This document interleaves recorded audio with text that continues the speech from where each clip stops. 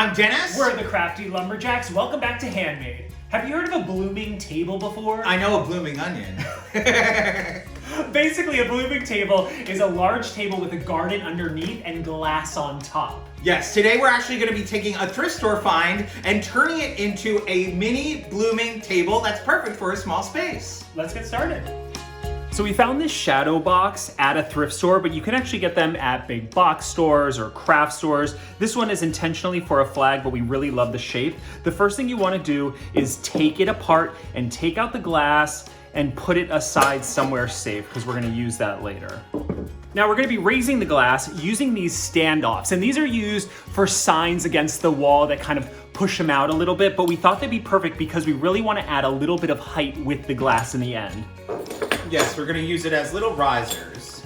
So the first thing I'm going to do is drill holes in each corner that we're going to put the standoffs in just a little bit. Now that we have everything drilled, I'm just going to put the box together again without the glass, and I'm going to glue it in with some glue. Yeah, and we're just doing that to reinforce the base here because we're going to have all our plants and our soil, in there. We don't want the bottom falling out. That would be a disaster. Yeah, it would. But that's just our luck, really. It is. But we're going the easy way. We're just going to glue it all shut, and then we're gonna line it with a liner just so it's completely waterproof. And I'm just gonna do the same on the back as well. We're using hot glue, but you can use, extra duty, heavy strength glue. You can even use caulking to seal this. Oh, totally. You said duty.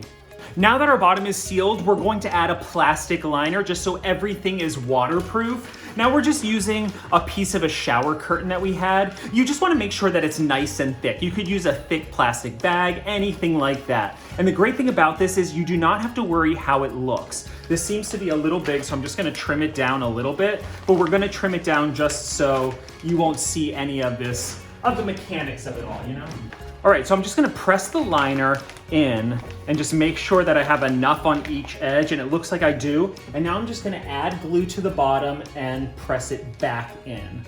And again, this is all going to be covered, so, we like to talk about crafters using their own language and kind of doing what works for them. So you do you. We just wanted to create a liner because we don't want the water or the soil to damage the wood. Absolutely. You could use like a spray sealer that has a rubberized coating or anything like that. That would totally work as well. But I feel like this is a pretty easy solution to a problem. So now that I have the bottom all set, I'm just gonna do the same thing on the corners and on the edges, just to make sure it's all nice and stuck. So I'm just adding glue to the edge, and pressing it. It's kind of refreshing using a glue gun like this, because I feel like usually when you use glue guns, you have to make sure you're not getting it everywhere. Yeah, there's not overspill or anything. Exactly. You're just throwing it on. I'm kind of loving this. A good tip is also, if your liner is a little thinner, make sure you're using a low temp glue gun just so it doesn't melt through the liner. This is a really heavy duty shower curtain, so I'm not too worried about it. But you do want to be careful because you just don't want to melt through the plastic.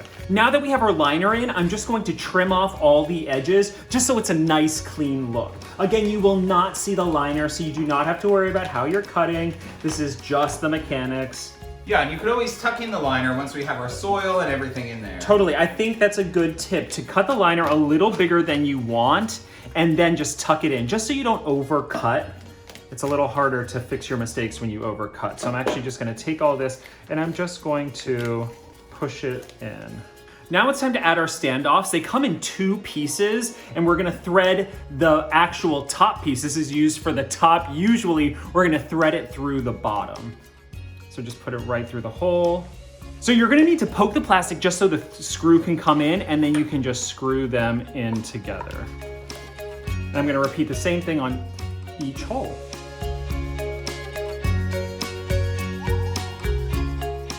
Now that we have our box all put together, we're going to start planting. Now we're going to do a layer of charcoal first, and what that's going to do, it's going to soak up all that stagnant water. Just because we have no drainage holes, that's really going to help. We found this charcoal just at our local florist, and you can pretty much find it anywhere. At a big box hardware store, you should probably be able to find it. But it really does help. This is going to help with root rot and just keeping these succulents alive. And now we're just gonna add some soil. And this we're actually using cactus soil. You know, you want to use the correct soil for whatever plant you're planting. Absolutely. And now we can start adding in our succulents.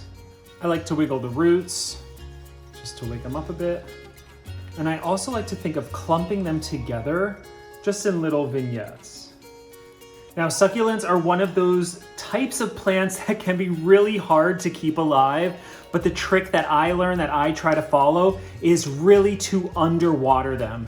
They are a type of cactus, so they don't like to be overwatered, and I think that's what a lot of people, including myself, have kind of done before, just water them weekly. They actually don't want too much water, so letting them be sometimes is the best thing you can do for a succulent. All right, now that we have our succulents in place, I'm just gonna add more soil just so all the roots are covered. Yeah, and actually we found these succulents in this little log planter thing. We thought it looked really cute, and we thought might as well just throw it right in there. Absolutely. All right, it's all about the details. So what I'm gonna do is I'm gonna brush off any soil with a brush. This is just gonna make sure, you know, that it looks good and also that the plant, you know, can live its best life. And now I'm gonna add some rocks. Yeah, I think this is where like the creative aspect comes in. You know, add your festive flourishes, like we like to say, like rocks. We also found some cute miniatures at our local craft store, yes, which are going to be, you know, add a pop of color and some whimsy to it. But get creative with this part. Yeah, and that's like, this is like obviously the fun part. You can really change it up for any season. I'm also really trying to make sure that all of the plastic lining is covered by the rocks or tucked in, just so it has the cleanest look. And now so many craft stores have so many miniatures that it's really easy to find. These details really complete the look. I mean, I think it's so cute already. So we're actually going to be adding some clear bumpers that we got at the hardware store, just so that we have more height, because we want good airflow so the plants get some air.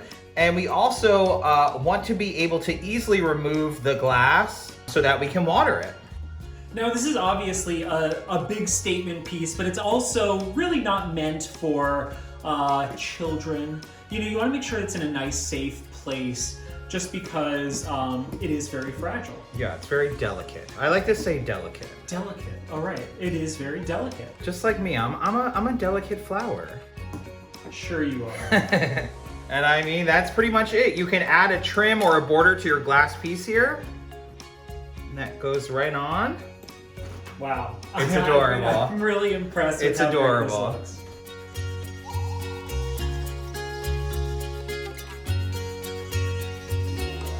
Oh my gosh, come on. I mean, this is just so cute. Yes, it's going to be perfect for our small space here. Yes. You know, and it's really about those little details that's going to set yours apart. What do you think? Do you like the smaller condensed version of it, or do you want an epic, huge, large blooming table? We want to know in a comment below. Give us a thumbs up, subscribe, and we'll see you soon. Bye. Bye-bye.